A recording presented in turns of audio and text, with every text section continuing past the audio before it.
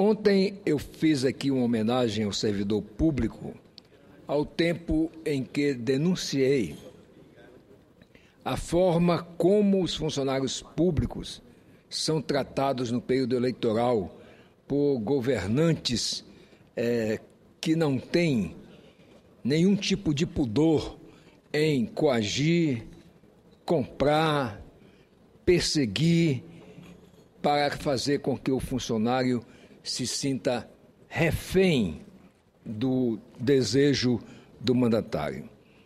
E explicitei isso de maneira muito clara. É lógico que esse tema eleição, ele vai ser um tema que deve ser debatido muito intensamente ainda este ano, para que no início do ano que vem, na próxima legislatura, se possa concluir uma reforma política para valer. E não essa história de mini-reforma política feita às vésperas da eleição, na correria e que não muda nada. Eu quero cumprimentar a governadora eleita do meu estado, a senhora Sueli Campos, que, coincidentemente, é a primeira mulher a ser eleita governadora do meu estado. É uma honra muito grande, portanto, para todos os roraimenses ter uma mulher, senadora Ana Amélia, do PP, eleita governadora do nosso estado. Foi uma campanha dura. No primeiro turno eram apenas 3 partidos, o PP, o PTB e o Democrata, e enfrentando uma máquina poderosíssima do governo do estado e da prefeitura da capital de Boa Vista. Impressionante, já vi discussões sobre a questão da unificação das eleições e nesta eleição me convenci, porque a prefeita fazia campanhas, ou melhor, o que devia ser informes institucionais das obras, etc., que ela estava fazendo, passaram a ser verdadeiras propagandas eleitorais. Ao mesmo tempo que na propaganda eleitoral a prefeita aparecia defendendo o candidato a governador que estava no governo e defendendo o candidato a senador que ela patrocinava. Então, é realmente uma desigualdade em relação aos outros candidatos.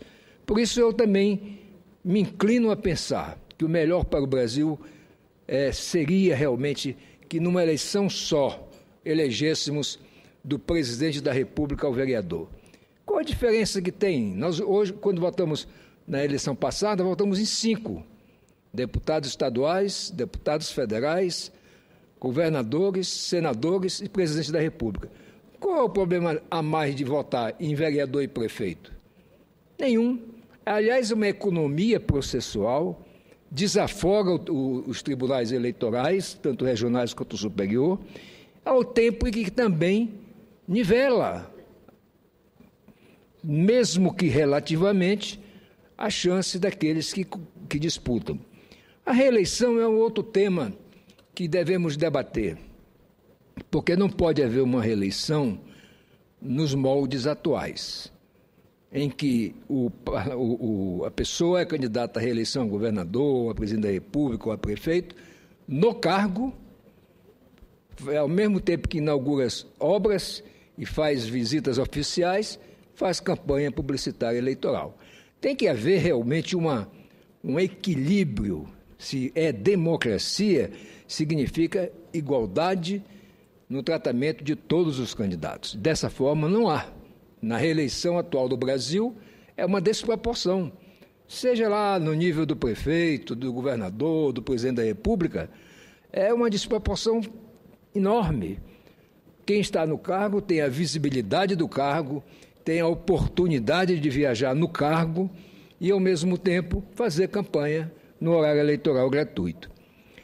O tema também que se discute, que acho que deve ser um grande tema, eu venho falando disso desde o ano passado, que essa próxima legislatura deveria se encarregar desta reforma. Esse modelo nosso está exaurido.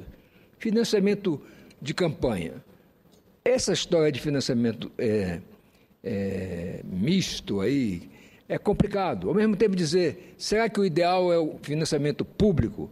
Em tese, sim, porque o povo há de entender que o dinheiro sujo que entra na campanha através de doações espúrias, que depois são pagas através de obras, etc., são com o dinheiro público. Não são com o dinheiro das empresas. As empresas tiram e se repõem. E tem facilitação nas licitações. Então, isso precisa realmente também acabar.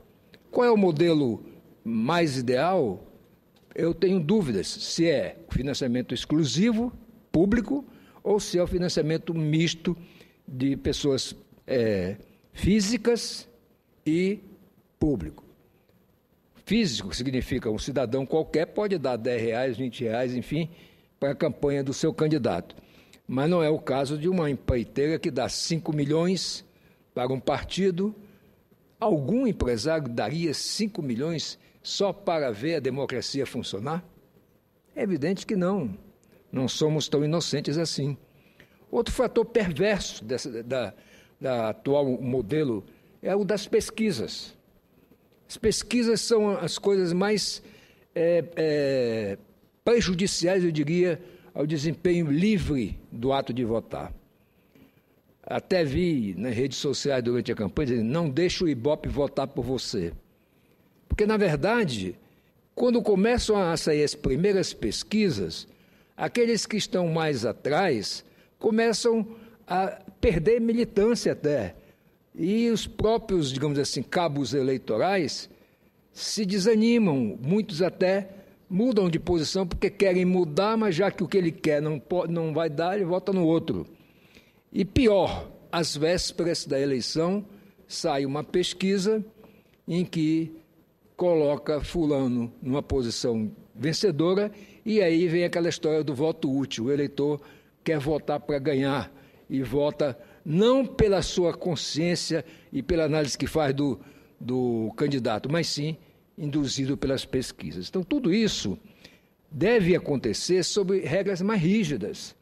Eu entendo que o Brasil pode dar um grande passo agora, depois dessa eleição presidencial, que mostrou que o Brasil está praticamente dividido meio a meio em termos de projetos de governo. É uma hora de discutir essa reforma para promover justamente a união nacional, promover que haja, de fato, a cidadania respeitada e que nós possamos ter, daqui para frente, eleições de fato limpas, transparentes, sem corrupção e em igualdade de condições para todos. Muita gente gosta de comparar o Brasil com os Estados Unidos. E ontem algum orador que falou disse: os Estados Unidos também tem cerca de 40 partidos. Só que existem regras para que esses partidos possam, de fato, ter representação. Aqui no Brasil, não. Qualquer pessoa insatisfeita com o partido comanda um movimento e cria, como foram criados recentemente, vários partidos. O nosso modelo ele é realmente falho no sentido de que permite essa barganha de parlamentares que são eleitos por um partido, meses depois passa para outro partido, alegando isso ou aquilo, depois sai daquele partido para fundar um outro partido junto com outros parlamentares, e assim nós temos partidos que, na verdade, como alguns jornalistas costumam dizer, são verdadeiros partidos de aluguel, que se servem para oferecer a questão das coligações, para se coligar, em troca de pagamento. Então, isso, de fato, tem que ser saneado. Se nós queremos uma democracia para valer no nosso país, nós temos que passar por uma reforma político-eleitoral profunda, em que mexa realmente político-eleitoral partidária também, político-partidária eleitoral profunda. Porque, senão, não adianta ficar fazendo remendos, é mesmo que ficar fazendo com um paciente, dando somente analgésico, anti-inflamatório e não atacando a causa do problema.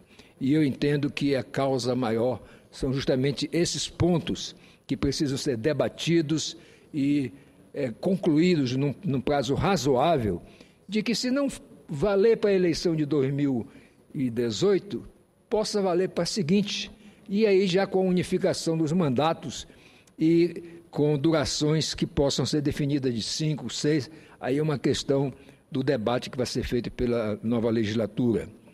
Eu quero, portanto, senadora Ângela, concluir, mais uma vez parabenizando a nossa governadora Sueli Campos, que é uma mulher que tem 8 anos de experiência como secretária do Trabalho e Bem-Estar Social do meu estado, foi deputada federal, foi vice-prefeita de Boa Vista e tenho certeza que, pelo amor que ela tem, tanto às pessoas quanto ao nosso estado, fará um grande governo. E eu quero dizer que foi um passo muito grande, não só acabar com uma espécie de domínio oligárquico que existia já há mais de 7 anos no nosso estado, como também o fato de elegermos contra tudo e contra todos uma mulher e contando, digamos assim, com nenhum tipo de recursos comparativamente com os deles. Muito obrigado.